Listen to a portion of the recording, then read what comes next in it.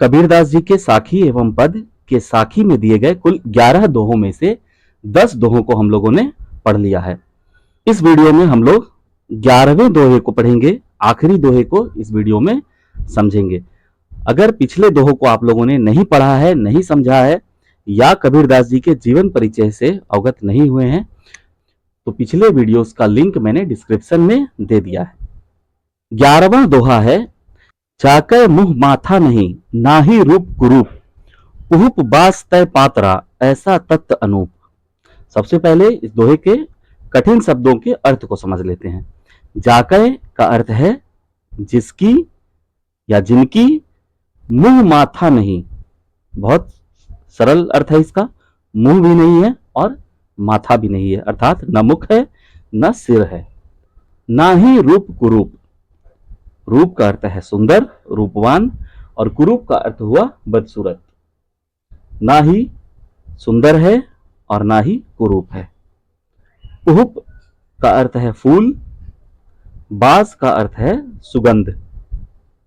उहुप बास का अर्थ हुआ फूलों में व्याप्त सुगंध।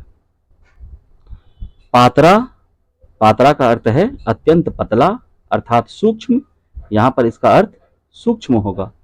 और ऐसा तत्व अनूप, तत्व तत्व को कहा गया है। अनूप का अर्थ होता है अनुपम, अद्वितीय।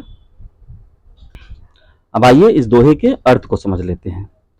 इस दोहे में कबीरदास जी निर्गुण ब्रह्म की बात कर रहे हैं। ईश्वर के निराकार स्वरूप की बात करते हुए कबीर कह रहे हैं कि जाके मुंह माथा नहीं। कबीरदास जी निर्गुण भक्ति धारा के संत थे। वे निर्गुण भक्ति की बात करते हुए, निराकार ईश्वर की बात करते हुए कह रहे हैं कि जाके मुंह माथा नहीं। ईश्वर के निराकार स्वरूप की बात करते हुए कबीर कह रहे हैं कि जाके मुंह माथा नहीं, अर्थात जिनका न मुख है और न ही सिर है। कहने का आशय यह है कि कोई अंग नहीं है। वे निराकार ईश्वर की बात कर रहे हैं कि ईश्वर शरीरधारी नहीं है, वह निराकार है। ना ही रूप कुरूप, वे न ही सुंदर है और न ही कुरूप। कहने का तात्पर्य यह है कि ईश्वर किसी भी दृश्य रूप से परे हैं, उन्हें देखा ही नहीं जा सकता। और जब हम देख ही नहीं सकते तो उसके सुंदर या बदसूरत होने का कोई प्रश्न ही नहीं उठता। अर्थात ईश्वर को देखा नहीं जा सकता है, वह दृश्य से परे हैं। जाके मुंह माथा नहीं, ना ही रूप कुरूप। उहुप बास तय पात्रा, उहुप का अर्थ है फूल और बास का अर्थ है सुगंध। फूलों में जो व्याप्त सुगंध है उसके समान कबीरदास जी कह रहे हैं कि ईश्वर फूल में व्याप्त सुगंध की तरह है, जो अत्यंत पतला अर्थात सूक्ष्म होता है, जिसे हम देख नहीं सकते। इसलिए कबीर ने उसे पात्रा अर्थात सूक्ष्म कहा है। जैसे फूल की खुशबू को देखा नहीं जा सकता, केवल महसूस किया जा सकता है, वैसे ही ईश्वर भी दृश्य नहीं है परंतु अनुभूति योग्य है।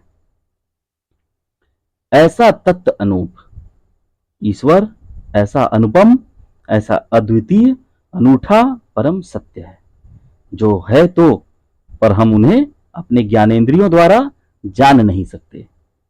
इसका सीधा और स्पष्ट अर्थ यह भी है कि जिन्हें हम देख सकते हैं, ज्ञानेंद्रियों द्वारा जान सकते हैं, वह ईश्वर नहीं हो सकता।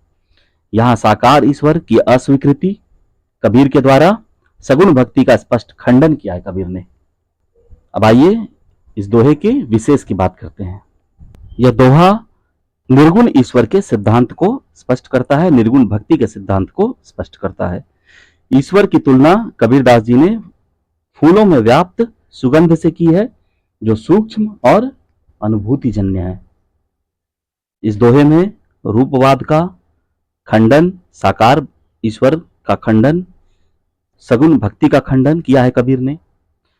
कबीरदास जी का स्पष्ट कहना है कि ईश्वर को देखा नहीं जा सकता परंतु महसूस किया जा सकता है।